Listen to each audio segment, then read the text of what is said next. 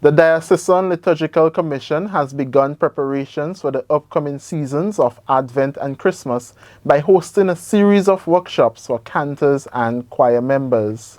Diocesan Liturgical Commission Program Director Dave Hopkins said there will be 3 workshops in the diocese with the aim of enhancing the music and hymn selection during the season.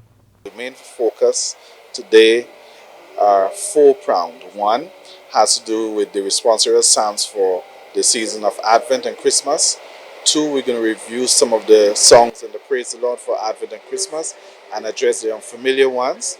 The third aspect is to look at new Advent and Christmas hymns and giving some direction as to how we incorporate contemporary Christmas and Advent music into the liturgy. So we have 3 workshops for the season. One at St. Andrew's, dealing with the deanery and the western, the northeastern, and the western and southern deaneries in Guelph, and we will have one in Carriacou next weekend.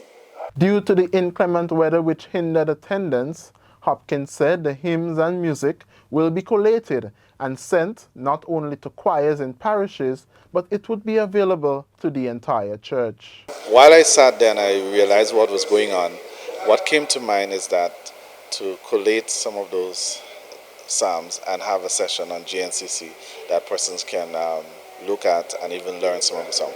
Additionally, we have created a resource material that is shareable, and there are links to both the YouTube, the sound, as well as music for the psalms and so on. So even if you did not come to the workshop, you can go to the resource material and get something from it.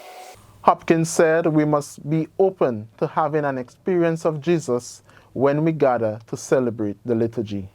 Persons must have an encounter with Christ, and in doing that, we do all that we can as liturgical ministers to ensure that those experiences that people have are long-lasting and impactful. And as I said, encounter Christ in some way or form. So choir leaders, choir members, the priests, the Eucharistic ministers, the cleaners, whoever you are, when persons come to the liturgy, they must experience Christ, and that means preparation. Christopher Julian, who facilitated the St. Andrew leg of the workshop at St. Andrew the Apostle Church, echoed Hopkins' idea of making the resources available digitally and reminding the church the hymn should not be a concert performance, but one which leads to worship and closer communion with God. But most of the music now that we're doing, thanks to the internet, is all on YouTube. So, except the Caribbean hymnal. So we have to work on that. Okay? Except the Caribbean hymn, which you say not much of it is online. But most of the songs and psalms are now online and easy to follow along.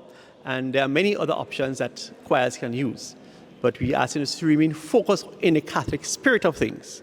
Okay, we have our liturgies, but be careful how you choose your hymns, choose your psalms and so on, that they're not performances, but they more bring out our spirit, our worship, okay?